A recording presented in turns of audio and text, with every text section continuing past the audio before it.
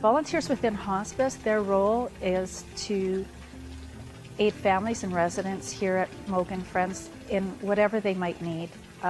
Sometimes that can look like a cup of tea, and other times sitting for an hour and just having a conversation.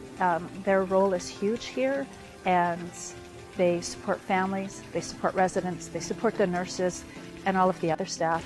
And the program is vital based on all the components, from the doctors and the nurses to the volunteers to the Bereavement Resource Center to the families and the individuals who are dying. It is because we all work together in a truly interprofessional and humanistic way that it works.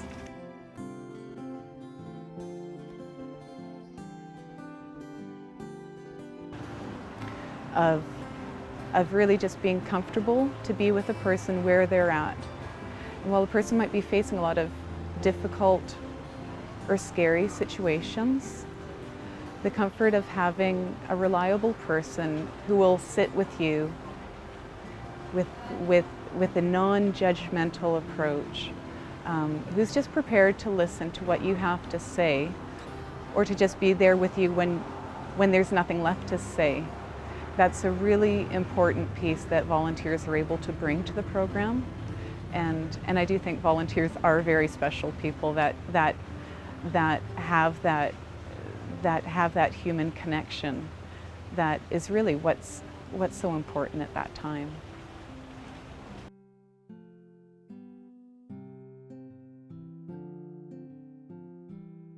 Being able to just be there for people and just to listen and to, you know, to be whatever they need at that time. Even just getting a cup of tea or something can really make a difference. And it's not too complicated, but it's not easy. We go into individuals' homes that are on the palliative program, and we'll provide a service for them as a volunteer. I think this program is really crucial. I think it enables people to remain in their home if that's their desire. And I think it also provides support to the caregiver, which is really important.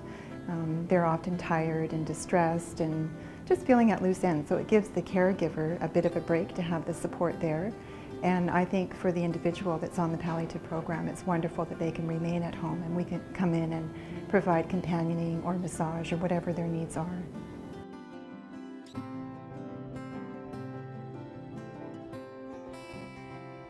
I think I actually gravitated towards it over time. I started working in medical, in busy acute care units and emergency departments and places like that, and just found as I went through nursing that I just really loved palliative care. And it's become a passion for me, and it's more about getting people what they really need in the end of life rather than that chaotic environment.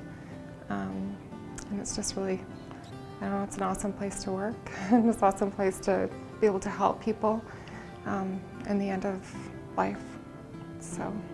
The one thing that drew me was the first time I walked in here. The peace of mind that existed as you walked in the front door, and then realizing that there was a very unique facility for people to come for end-of-life care. And it always sends shivers up my spine because it is the touch that absolutely matters. And I would recommend this to absolutely anybody who has time to go and do it. End of life is a very, very important time in passing for people, and there is nobody that should be dying or passing by themselves. There should be somebody there with them leading up to it and right to that point of passing as well. And why do I do it? You know what, I have to say I do it more for that person, for those people that might be alone. I don't do it for myself, I do it for them because I find that rewarding in the sense that I've been there for somebody.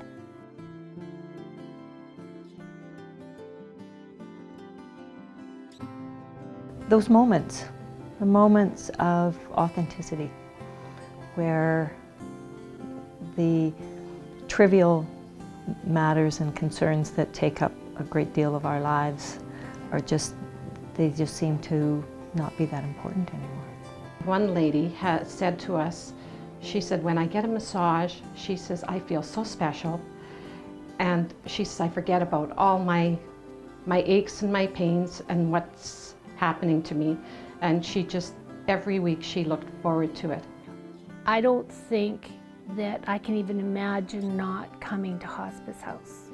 It is such a, for me, it keeps my own life grounded. It keeps me grounded in that I go up to Hospice House, I spend my hour and a half there, and I come away knowing how lucky I am in life, and that possibly I've made someone smile that day or cheered them up in some little way, maybe just sat with somebody and held their hand and they weren't talking at all. But I always come away from Hospice House feeling so much better than even when I went in. You know, when I go in I feel good, but when I leave I feel better. It's the connection I have with the residents. They're so appreciative when you go there, and you walk in through the doors of Hospice House and whatever's going on outside in the rest of your life, it's meaningless. You know, it really is. It's a really great experience, and I just hope I don't have to give it up anytime soon. They appreciate you being there. They enjoy seeing you, and they enjoy the conversations that you might have with them.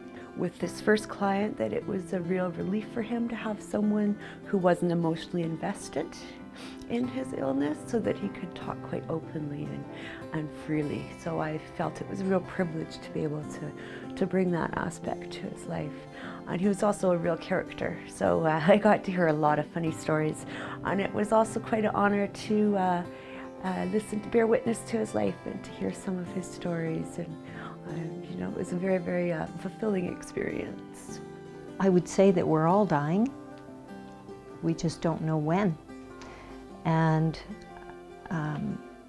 sometimes it's sad and sometimes it's painful, but that is all a part of life. And I don't feel that this work is about death. It's about life, and it's about honoring life and finding that which is most important. Everyone that we've gone to has been so inviting and grateful that we come away feeling like we've received a great deal more than what we've given. So it's a huge honor. I think some of the skills, one of the greatest skills you need is listening and not wanting to be rushing around doing things. So my philosophy has always been that I'm there to be and not to do. If you're able to sit and listen and be prepared not to do anything else, you got it made.